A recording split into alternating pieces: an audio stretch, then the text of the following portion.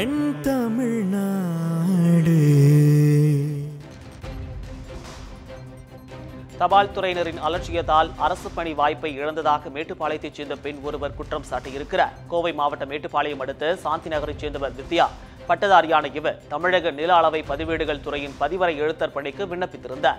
இதனையடுத்து நீலகிரி ஆட்சியர் அலுவலகத்திலிருந்து அவருக்கு நேர்முக தேர்விற்கான அழைப்பு கடிதம் அனுப்பப்பட்டது.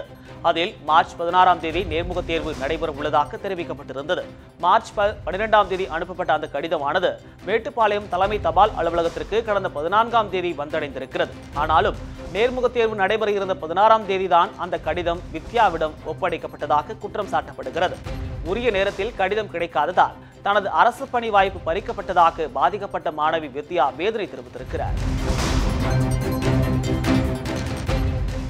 கிருஷ்ணகிரி அருகே சோஃபா மெத்தை தயாரிக்கும் ஆலையில் நேரிட்ட தீ விபத்தில் 2 லட்சம் ரூபாய் மதிப்பிலான பொருட்கள் எரிந்து சேதமடைந்தன. துறிஞ்சிப்பட்டி கிராமத்தில் நூர் முகமது என்பவர் சோஃபா மெத்தை தயாரிக்கும் ஆலையை நடத்தி வருகிறார். இவரது ஆலையில் இன்று காலை நேரிட்ட தீ விபத்து.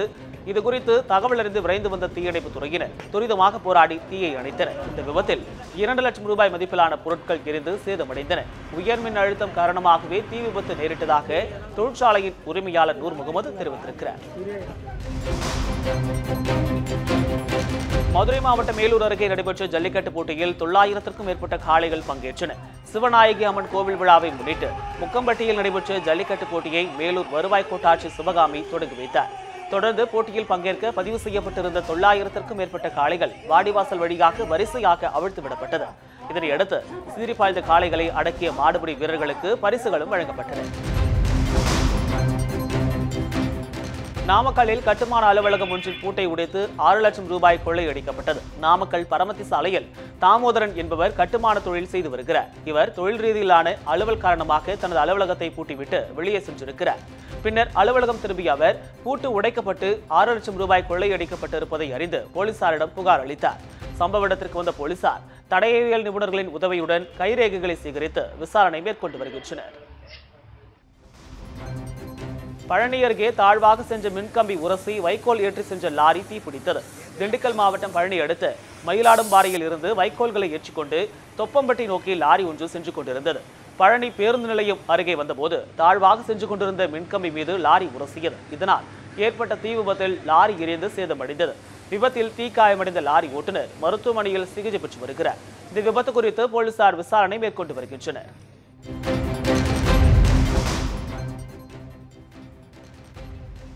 உடுமலை சட்டமன்ற தொகுதிக்குட்பட்ட பகுதிகளில் 6,55 லட்சம் ரூபாய் மதிப்பீட்டில் சாலைகள் அமைக்கும் பணிகள் தொடங்கப்பட்டன.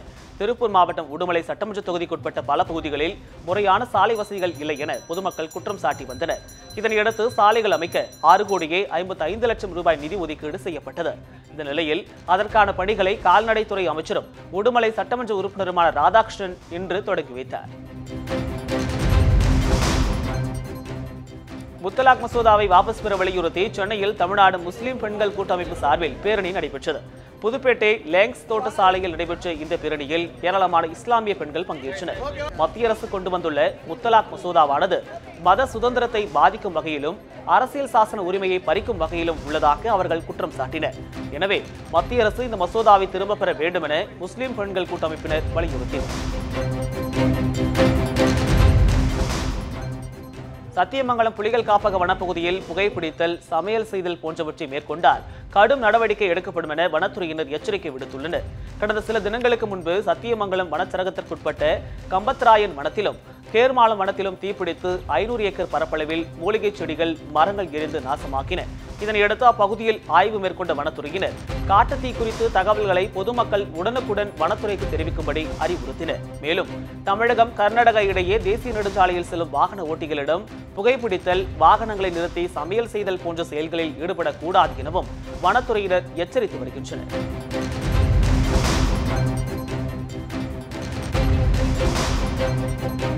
கடலூர் மாவட்டம் விருதாச்சலம் வேளாண்மை அறிவியல் நிலையத்தில் தாவர ரகங்களின் பாதுகாப்பு மற்றும் உழவர்களின் உரிமைகள் குறித்த விழிப்புணர்வு பயிற்சி முகாம் நடைபெற்றது. இதில் பாரம்பரிய விதைகள் பாதுகாப்பு, இயற்கை விவசாயத்தை மேம்படுத்துதல் உள்ளிட்டவைகள் குறித்து விவசாயிகளுக்கு விளக்கப்பட்டன. பின்னர் விவசாயத்திற்கான இடுபொருட்கள் வழங்கப்பட்டன. இந்த நிகழ்ச்சியில் தேசிய அளவிலான வேளாண்மை அறிவியல் நிலைய மாநாடு மற்றும் 25 புதிய வேளாண் அறிவியல் நிலையங்களுக்கான அடிக்கல் நாட்டு விழாவானது காணொலி காட்சி மூலம் ஒளிபரப்பப்பட்டது. திருப்பூர் மாவட்டம் பல்லடத்தில் விவசாய விளைநிலங்கள் வழியாக உயர்மின் கோபுரங்கள் மற்றும் மின் பாதைகள் அமைப்பதற்கு எதிர்ப்பு தெரிவித்து விவசாயிகள் ஆர்ப்பாட்டத்தில் ஈடுபட்டனர். தமிழகத்தில் கோவை, திருப்பூர், ஈரோடு, கரூர், நாமக்கல் உட்பட 15 மாவட்டங்களின் விவசாய நிலங்கள் வழியாக உயர்மின் கோபுரங்கள் மற்றும் மின்பாதைகள் அமைக்கும் பணி நடைபெற்று வருகிறது. இதனை கண்டித்து பல்லடம் பசுவம்பாளையம் சாலையில் நடைபெற்ற இந்த ஆர்ப்பாட்டத்தில் தமிழக விவசாயிகள் பாதுகாப்பு சங்கம், ஏர்முனை இளைஞர் அணி மற்றும் அனைத்து விவசாயிகள் சங்கம் உட்பட திமுக, மதிமுக உட்பட ஏராளமானோர் கலந்து கொண்டனர்.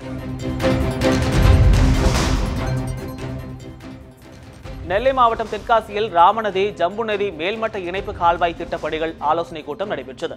தென்காசி கோட்டாட்சியர் அலுவலகத்தில் நடைபெற்ற இந்த கூட்டத்திற்கு சட்டமன்ற உறுப்பினர் செல்வ மோகன்தாஸ் தலைமை வகித்தார். கடந்த 2015இல் அப்போதைய தமிழக முதல்வர் ஜெயலலிதாவால் அறிவிக்கப்பட்ட 42 கோடி ரூபாய் மதிப்பீட்டிலான ராமநதி, ஜம்பு நதி இணைப்பு கால்வாய் திட்ட பணிகளை விவசாய நிலங்களை பாதிக்காமல் அமைத்திட வேண்டுமென விவசாயிகள் அரசுக்கு கோரிக்கை விடுத்தனர். திருவொற்றியூர் அடுத்த மணலியில் மீண்டும் திறக்கப்பட்ட தனியார் மருத்துவமனையை கண்டித்து அப்பகுதி மக்கள் முற்றுகை போராட்டத்தில் ஈடுபட்டனர். மணலி பகுதியில் செயல்பட்டு வந்த தனியார் மருத்துவமனை உரிய உரிமமின்றி செயல்பட்டதாக கூறி கடந்த ஆண்டு செப்டம்பர் மாதம் மருத்துவமனைக்கு சீல் வைத்து மருத்துவரை கைது செய்தனர். மீண்டும் தனியார் மருத்துவமனை திறப்பதை அறிந்த அப்பகுதி மக்கள் மருத்துவமனையை முற்றுகையிட்டு போராட்டத்தில் ஈடுபட்டனர். இதனையடுத்து மருத்துவமனை உரிமையாளர் சுந்தரமூர்த்தியிடம் போலீசார் விசாரணை மேற்கொண்டு இரு தரப்பினரையும் சமரசம் செய்து வைத்தனர். இதனால் அப்பகுதியில் பரபரப்பு ஏற்பட்டது. பரமத்தியில் தனியாருக்கு சொந்தமான கட்டிடத்தில் தற்காலிகமாக சார்பு நீதிமன்றம் தொடங்கப்பட்டது. நாமக்கல் மாவட்டம் பரமத்தியில் புதிதாக சார்பு நீதிமன்றம் அமைப்பதற்கான அரசாணையை கடந்த 2 ஆண்டுகளுக்கு முன்னரே பெறப்பட்டது. புதிய நீதிமன்ற கட்டிடங்கள் கட்ட காலதாமதம் ஏற்படுவதால் தற்காலிகமாக தனியாருக்கு சொந்தமான கட்டிடத்தில் சார்பு நீதிமன்றம் தொடங்கப்பட்டது. சென்னை உயர்நீதிமன்ற நீதிபதி வேலுமணி நீதிமன்ற கட்டிடத்தை திறந்து வைத்தார். இந்த நிகழ்ச்சியில் மாவட்ட நீதிபதிகள், வழக்கறிஞர்கள் உள்ளிட்டோர் பங்கேற்றனர். மறைந்த முதலமைச்சர் ஜெயலலிதாவின் வாழ்க்கையை திரைப்படமாக எடுக்க உள்ளதாக இயக்குனர் ரவி ரத்னம் தெரிவித்திருக்கிறார். மதுரையில் செய்தியாளர்களை சந்தித்த அவர், ஜெயலலிதா குறித்த புதிய படத்திற்கான தலைப்பு முடிவு செய்யப்பட்டு முறையாக பதிவு செய்யப்பட்டுள்ளதாகவும் 234 தொகுதிகளிலும் படப்பிடிப்பு நடைபெறும் எனவும் கூறினார். மே மாதம் தொடங்கி அடுத்த ஓராண்டு படப்பிடிப்பு நடைபெறும் என தெரிவித்த இயக்குனர் ரவி, ஜெயலலிதா கதாபாத்திரத்தில் நடிக்க உள்ள நாயகி குறித்து விரைவில் அறிவிக்கப்படும் என கூறியிருக்கிறார். பரமக்குடியில் கோவில் திருவிழாவில் ஆபாச நடனம் நிகழ்ச்சி நடத்தப்பட்டது பக்தர்களிடையே அதிருப்தியை ஏற்படுத்தியிருக்கிறது. ராமநாதபுரம் மாவட்டம் பரமக்குடியில் உள்ள முத்தாலம்மன் கோவிலில் பூச்சொரிதல் திருவிழா நடைபெற்றது. இதனையொட்டி ஏற்பாடு செய்யப்பட்ட நடன நிகழ்ச்சியானது ஆபாசமான வகையில் இருந்ததாக பக்தர்கள் குற்றம் சாட்டுகின்றனர். மேலும் இந்த நிகழ்ச்சிக்கு ஏற்பாடு செய்தவர்கள் மீது நடவடிக்கை எடுக்கவும் அவர்கள் வலியுறுத்தியுள்ளனர். நெல்லை மாவட்டம் களக்காடு பகுதி ஊராட்சி பள்ளியில் தமிழர்களின் பாரம்பரியமிக்க உணவு கண்காட்சி நடைபெற்றது. களக்காடு அருகே மேல வடகரை ஊராட்சி ஒன்றிய தொடக்கப்பள்ளியில் நடத்தப்பட்ட உணவு கண்காட்சியில் தானியங்கள் மற்றும் கிழங்குகளில் இருந்து தயார் செய்யப்பட்ட 75 வகையான பழங்கால தின்பண்டங்கள், உணவு வகைகள் பார்வைக்கு வைக்கப்பட்டிருந்தது. மேலும் உணவு தயாரிப்பதில் அம்மி, உரல் போன்ற பழங்கால பொருட்களை பயன்படுத்துவதன் அவசியம் குறித்தும் மாணவர்கள் விளக்கம் அளித்தனர். இந்த கண்காட்சியை மாணவ மாணவியர் மற்றும் அவர் தம் பெற்றோருடன் கண்டு பயன்பெற்றனர். கண்காட்சியின் நிறைவில் மாணவ மாணவிகளின் கலை நிகழ்ச்சிகளும் இடம்பெற்றது. அழிந்து வரும் சிட்டுக்குருவிகளை காப்பாற்றும் வகையில் செயற்கை கூடுகளை நீலகிரியில் அமைத்து இயற்கை ஆர்வலர்கள் பராமரித்து வருகின்றனர். உதகை அரசு கலைக்கல்லூரியின் வன உயிரியல் பேராசிரியர் ராமகிருஷ்ணன் மற்றும் அவரது மாணவர்கள் இணைந்து உதகையின் பல்வேறு பகுதிகளில் 250க்கும் மேற்பட்ட செயற்கை கூடுகளை வைத்து ஆராய்ச்சி செய்து வருகின்றனர். இவ்வாறு வைக்கப்பட்டுள்ள கூடுகளில் வசித்து வரும் சிட்டுக்குருவிகள் மகிழ்ச்சியுடன் காணப்படுகிறது. இயற்கை ஆர்வலர்களின் இத்தகைய செயல் நீலகிரி மக்களிடையே பெரும் வரவேற்பை பெற்றிருக்கிறது. பெரம்பலூரில் கடவுச்சீட்டு சேவை மையம் துவக்கி வைக்கப்பட்டிருக்கிறது. பெரம்பலூர் மக்களின் நீண்ட நாள் கோரிக்கைகளில் ஒன்றான கடவுச்சீட்டு சேவை மையத்தினை நாடாளுமன்ற உறுப்பினர் மருதராஜா துவக்கி வைத்தார். இதுவரை கடவுச்சீட்டிற்கு விண்ணப்பம் அளிப்பது, புதிய கடவுச்சீட்டு பெறுவது, கடவுச்சீட்டு உரிமத்தை புதுப்பிப்பது உள்ளிட்ட தேவைகளுக்கு பெரம்பலூர் மாவட்ட மக்கள் திருச்சிக்கு சென்று வரும் நிலையே இருந்து வந்தது. இனிவரும் காலங்களில் பெரம்பூரிலேயே கடவுச்சீட்டு குறித்த அனைத்து பணிகளும் மேற்கொள்ளப்படும் என மண்டல கடவுச்சீட்டு அலுவலர் எஸ் லிங்குசாமி தெரிவித்திருக்கிறார். களக்காடு முண்டந்துறை புலிகள் காப்பகத்துடன் குமரி மாவட்ட வனப்பகுதியினை இணைக்கும் அரசாணையை ரத்து செய்ய வலியுறுத்தி கன்னியாகுமரியில் போராட்டம் நடைபெற்றது. தடிக்காரன் கோணம் பகுதியில் நடைபெற்ற இந்த போராட்டத்தில் விவசாயிகள், புலிகள் சரணாலய எதிர்ப்பு இயக்கத்தினர் உள்ளிட்டோர் பங்கேற்றனர். களக்காடு முண்டந்துறை புலிகள் காப்பகத்துடன் குமரி மாவட்ட வனப்பகுதியினை இணைக்கும் திட்டத்தால் பல ஏக்கர் நிலங்கள் பாதிப்புக்கு உள்ளாகும் எனவும், விவசாயிகள் தங்கள் நிலங்களை இழக்கும் நிலை ஏற்படும் எனவும் போராட்டத்தில் ஈடுபட்டவர்கள் தெரிவித்தனர். முன்னாள் முதல்வர் ஜெயலலிதாவின் பிறந்த நாள் விழாவை முன்னிட்டு சிதம்பரம் அரசு பள்ளி மாணவர்களுக்கு இலவச சிலம்பாட்ட பயிற்சி வகுப்பு துவங்கப்பட்டது. சிதம்பரம் ராணி சீதையாச்சி மேல்நிலைப்பள்ளி மாணவர்கள் 170 பேருக்கு சிலம்பம் பயிற்சியில் கின்னஸ் சாதனை புரிந்த பைத்தி கார்த்திகேயன் என்பவர் இலவச பயிற்சி அளித்து வருகிறார். இதேபோன்று கடந்த ஆண்டில் பயிற்சி முடித்த மாணவர்களுக்கு சட்டமன்ற உறுப்பினர் பாண்டியன் சான்றிதழ்களை வழங்கி பாராட்டு தெரிவித்தார். சிவகங்கை மாவட்டம் காரைக்குடி அருகே காவல்துறை சார்பில் மினி மாரத்தான் போட்டி நடைபெற்றது. பிள்ளையார்பட்டியில் நடைபெற்ற இந்த போட்டி சாலை பாதுகாப்பு மற்றும் விபத்து தடுப்பு குறித்த விழிப்புணர்வை ஏற்படுத்தும் வகையில் நடத்தப்பட்டது. இதில் மதுரை, விருதுநகர், தூத்துக்குடி உள்ளிட்ட பகுதிகளைச் சேர்ந்த 275 பேர் பங்கேற்றனர். 8 கிலோமீட்டர் தொலைவிற்கு நடைபெற்ற இந்த மினி மாரத்தான் போட்டியில் வெற்றி பெற்றவர்களுக்கு பரிசுகளும் பாராட்டு சான்றிதழ்களும் வழங்கப்பட்டன. 30 ஆண்டுகளாக மின்வசதி செய்து தரப்படாததை கண்டித்து விரைந்து மின்வசதி செய்ய வலியுறுத்தியும் ராமநாதபுரம் ஆட்சியரிடம் பொதுமக்கள் மனு அளித்தனர். ராமநாதபுரம் மாவட்டம் மண்டபம் அருகே காந்திநகர், தோணித்துறை, நீலகண்ட காலனி உள்ளிட்ட பகுதிகள் உள்ளன. இப்பகுதியில் உள்ள 100க்கும் மேற்பட்ட மீனவ குடும்பங்களுக்கு கடந்த 30 ஆண்டுகளாக மின்வசதி செய்து தரப்படவில்லை என கூறப்படுகிறது. இந்த நிலையில் இனியும் தாமதிக்காமல் விரைந்து மின்வசதி செய்து தர வலியுறுத்தி அப்பகுதிகளைச் சேர்ந்த மக்கள் மாவட்ட ஆட்சியரிடம் இன்று மனு அளித்தனர். திருவண்ணாமலை அருகே ஏரியில் டன் கணக்கில் மீன்கள் செத்து மிதப்பதால் நோய்கள் பரவும் ஆபத்து இருப்பதாக பொதுமக்கள் தெரிவித்துள்ளனர். திருவண்ணாமலை அடுத்த எடப்பாளையம் அருகே கரியன்செட்டி ஏரி இருக்கிறது. 13 ஹெக்டேர் பரப்பளவு கொண்ட இந்த ஏரியில் சமீப காலமாக கழிவுநீர் கலக்கப்பட்டு வருவதால் ஏரி அசுத்தமடைந்து வருகிறது. இதன் காரணமாக மீன்கள் செத்து மிதப்பதால் நோய் தொற்று அபாயம் உள்ளதாக அப்பகுதி மக்கள் தெரிவிக்கின்றனர். எனவே இறந்து மிதக்கும் மீன்களை அகற்றி ஏரியை தூய்மைப்படுத்த அவர்கள் வலியுறுத்தியுள்ளனர். விருதுநகர் மாவட்டம் ஸ்ரீவில்லிபுத்தூர் பெரிய மாரியம்மன் கோவில் தீமிதி திருவிழாவில் ஆயிரக்கணக்கான பக்தர்கள் தீமிதித்து நேர்த்திக்கடனை செலுத்தினர். சுமார் 100 ஆண்டுகள் பழமை வாய்ந்த இந்த கோவிலில் அம்மன் திருவிழா கடந்த 6ஆம் தேதி கொடியேற்றத்துடன் துவங்கியது. இந்த விழாவின் முக்கிய நிகழ்வான தீமிதி திருவிழாவில் 17,000க்கும் மேற்பட்ட பக்தர்கள் கலந்து கொண்டு நேர்த்திக்கடனை செலுத்தினர். இந்த விழாவில் மதுரை, தேனி, ராமநாதபுரம், சிவகங்கை உள்ளிட்ட மாவட்டங்களைச் சேர்ந்து ஆயிரக்கணக்கான பக்தர்கள் கலந்து கொண்டனர். சேலம் மாவட்டம் ஆத்தூரில் நிலப்போர்வை முறையில் பயிரிடப்பட்டுள்ள முலாம்பழம் நல்ல விளைச்சல் கண்டுள்ளதால் விவசாயிகள் மகிழ்ச்சியடைந்துள்ளனர். ஆத்தூர் அருகே உள்ள மஞ்சினி பகுதியில் மாற்றுப் பயிர் சாகுபடியில் விவசாயிகள் நிலப்போர்வை அமைத்து முலாம்பழம் பயிர் சாகுபடி செய்து வருகின்றனர். ஏக்கருக்கு குறைந்தபட்சம் 5,000 விதைகள் வரை நடவு செய்து நிலப்போர்வை அமைப்பதற்கு 50% மானியம் வேளாண் துறை சார்பில் வழங்கப்படுகிறது. இந்த நிலையில் இந்த முறையில் ஏக்கருக்கு குறைந்தபட்சம் 10 டன் வரைக்கும் முலாம்பழம் சாகுபடி கிடைத்து நல்ல லாபம் கிடைத்திருப்பதால் விவசாயிகள் மகிழ்ச்சி அடைந்துள்ளனர். நெல்லை மாவட்டத்தில் சாகுபடி செய்யப்பட்டுள்ள எலுமிச்சைக்கு நல்ல விலை கிடைத்திருப்பதால் விவசாயிகள் மகிழ்ச்சி அடைந்துள்ளனர். திருநெல்வேலி மாவட்டம் புளியங்குடி, சங்கரன் கோவில் உள்ளிட்ட பகுதிகளில் சுமார் 1000 ஏக்கர் பரப்பளவில் எலுமிச்சை சாகுபடி செய்யப்பட்டு வருகிறது. இந்த பகுதிகளில் கடந்த ஆண்டு 50 டன் எலுமிச்சை உற்பத்தி செய்யப்பட்ட நிலையில் இந்த ஆண்டு 4 மடங்கு அதிகமாக 200 டன் எலுமிச்சை உற்பத்தி செய்யப்பட்டிருக்கிறது. தற்போது கோடை காலம் என்பதால் எலுமிச்சையின் தேவை அதிகரித்திருப்பதால் கேரளாவிற்கு அதிக அளவு எலுமிச்சை அனுப்பப்படுவதாகவும் கிலோவிற்கு 70 ரூபாய் வரை விலை கிடைப்பதாகவும் விவசாயிகள் தெரிவிக்கின்றனர். இதனால் புளியங்குடி, சங்கரன் கோவில் பகுதி விவசாயிகள் மகிழ்ச்சி அடைந்துள்ளனர். பணிச்சுமை காரணமாக அரசு அதிகாரிகளுக்கு ஏற்படும் மன அழுத்தத்தை போக்க கோவை மாவட்டம் பொள்ளாச்சியில் விளையாட்டுப் போட்டிகள் நடத்தப்பட்டன. பொள்ளாச்சி, கிணத்துக்கடவு, ஆனைமலை பகுதிகளில் பணிபுரியும் கிராம நிர்வாக அலுவலர்கள், வருவாய் அலுவலர்கள், சார் ஆட்சியர், வட்டாட்சியர் உள்ளிட்டோர் இந்த போட்டிகளில் பங்கேற்றனர். கிரிக்கெட், கபடி, கோகோ, சதுரங்கம் உள்ளிட்ட 19 பிரிவுகள் நடைபெற்ற இந்த போட்டிகளில் வெற்றி பெற்றவர்களுக்கு பரிசுகளும் வழங்கப்பட்டன. மணப்பாறை அருகே மேல்நிலை நீர்த்தேக்க தொட்டியை இடமாற்றி கட்டுவதற்கு எதிர்ப்பு தெரிவித்து பொதுமக்கள் சாலை மறியலில் ஈடுபட்டனர்.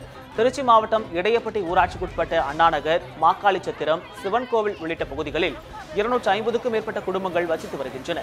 முதலில் அண்ணாநகர் பகுதியில் காவிரி குடிநீர் மேல்நிலை நீர்த்தேக்க அமைக்கப் போவதாக கூறியிருந்த நிலையில் தற்போது வீழிடையம்பட்டியில் அதற்கான பணிகள் நடைபெற்று வருவதாக கூறப்படுகிறது. இதற்கு எதிர்ப்பு தெரிவித்து பொதுமக்கள் சாலை மறியலில் ஈடுபட்டனர். இதனால் 1 மணி நேரம் போக்குவரத்து பாதிக்கப்பட்டது. மன்னார்குடி அருகே சேதமடைந்த சாலையை சீரமைத்து தர மாணவர்கள் மற்றும் பொதுமக்கள் வலியுறுத்தியுள்ளனர். திருவாரூர் மாவட்டம் மன்னார்குடி அருகே அரசூர், சித்தாம்பூர், குடிதாங்கிச்சேரி, காளாச்சேரி உள்ளிட்ட 10க்கும் மேற்பட்ட கிராமங்கள் உள்ளன. இப்பகுதிகளைச் சேர்ந்த மாணவ மாணவிகள் அரசூர் வழியாக பள்ளிக்கு சென்று வருகின்றனர். இந்த சாலை கடந்த 15 ஆண்டுகளாக சீரமைக்கப்படாததால் அடிக்கடி விபத்துகள் ஏற்படுவதாக பொதுமக்கள் தெரிவிக்கின்றனர். சாலைகள் குண்டும் குழியுமாக உள்ளதால் பள்ளிக்கு சென்று திரும்புவது சிரமமாக இருப்பதாக மாணவர்கள் குற்றம் சாட்டுகின்றனர். எனவே விரைந்து இந்த பகுதிகளின் சாலைகளை சீரமைத்து தர அவர்கள் வலியுறுத்தியுள்ளனர். மதுராந்தகம் அருகே லாரி மீது கார் மோதிய விபத்தில் 4 பேர் உயிரிழந்தனர். காஞ்சிபுரம் மாவட்டம் மதுராந்தகம் அருகே திருச்சி சென்னை தேசிய நெடுஞ்சாலையில் லாரி ஒன்று பழுதான நிலையில் நின்று கொண்டிருந்தது. அவ்வழியாக வந்த கார் கட்டுப்பாட்டை இழந்து சாலையோரம் நின்று கொண்டிருந்த லாரி மீது மோதியது. இதில் 3 பேர் சம்பவ இடத்திலேயே உயிரிழந்தனர். படுகாயமடைந்த 3 பேர் செங்கல்பட்டு அரசு மருத்துவமனையில் அனுமதிக்கப்பட்டனர். அங்கு சிகிச்சை பலனின்றி மேலும் ஒருவர் உயிரிழந்தார். போலீசார் நடத்திய முதற்கட்ட விசாரணையில் காரில் சென்ற 6 பேரும் IT ஊழியர்கள் என தெரிய வந்தது. இந்த சாலை விபத்தால் திருச்சி சென்னை தேசிய நெடுஞ்சாலையில் சுமார் 1 மணி நேரம் போக்குவரத்து பாதிக்கப்பட்டது. வேளாங்கண்ணி அருகே கார் மீது மீன் ஏற்றி வந்த லாரி மோதிய விபத்தில் கேரளாவைச் சேர்ந்த 3 பேர் சம்பவ இடத்திலேயே உயிரிழந்தனர். நாகை மாவட்டம் சீர்காழி அடுத்த திருமலை வாசலில் இருந்து நள்ளிரவில் மீன் ஏற்றிக்கொண்டு மன்னார்குடி நோக்கி லாரி சென்று கொண்டிருந்தது. அப்போது வேளாங்கண்ணி அருகேயுள்ள பறவை என்னும் இடத்தில் கேரளாவிலிருந்து சொகுசு காரில் வேளாங்கண்ணிக்கு வழிபாட்டிற்கு வந்தவர்கள் மீது மீன் ஏற்றி வந்த லாரி மோதி விபத்துக்குள்ளானது. இந்த விபத்தில் கேரள மாநிலம் பாலக்காட்டு பகுதியைச் சேர்ந்த திலீப், அவரது தாய் கிருஷ்ணவேணி மற்றும் அவரது உறவினர் ஆர்சாமி ஆகிய 3வரும் சம்பவ இடத்திலேயே உயிரிழந்தனர். மேலும் உயிரிழந்த திலீப்பின் தந்தை பகதீஸ்வரன், தங்கை தரணி ஆகிய 2வரும் படுகாயத்துடன் நாகை அரசு தலைமை மருத்துவமனையில் சிகிச்சை பெற்று வருகின்றனர். மீன் லாரி ஓட்டுநர் ரவிச்சந்திரனும் சிகிச்சைக்காக மருத்துவமனையில் அனுமதிக்கப்பட்டுள்ளார். நள்ளிரவு நடைபெற்ற இந்த விபத்து குறித்து வேளாங்கண்ணி போலீசார் வழக்கு பதிவு செய்து தீவிர விசாரணை மேற்கொண்டு வருகின்றனர். ஒரே குடும்பத்தைச் சேர்ந்த 3 பேர் உயிரிழந்த சம்பவம் அவர்களது உறவினர்களிடையே மிகுந்த சோகத்தை ஏற்படுத்தியிருக்கிறது. சென்னை ஈக்காட்டுத்தாங்கலில் பட்ட பகலில் மூதாட்டி ஒருவரின் வீட்டில் 140 சவரன் நகைகள் கொள்ளையடிக்கப்பட்ட சம்பவம் பரபரப்பை ஏற்படுத்தியிருக்கிறது. ஈக்காட்டுத்தாங்கல் அச்சுதன் நகரைச் சேர்ந்த அலமேலு தனது மகளுடன் கூட்டு குடும்பமாக வசித்து வருகிறார்.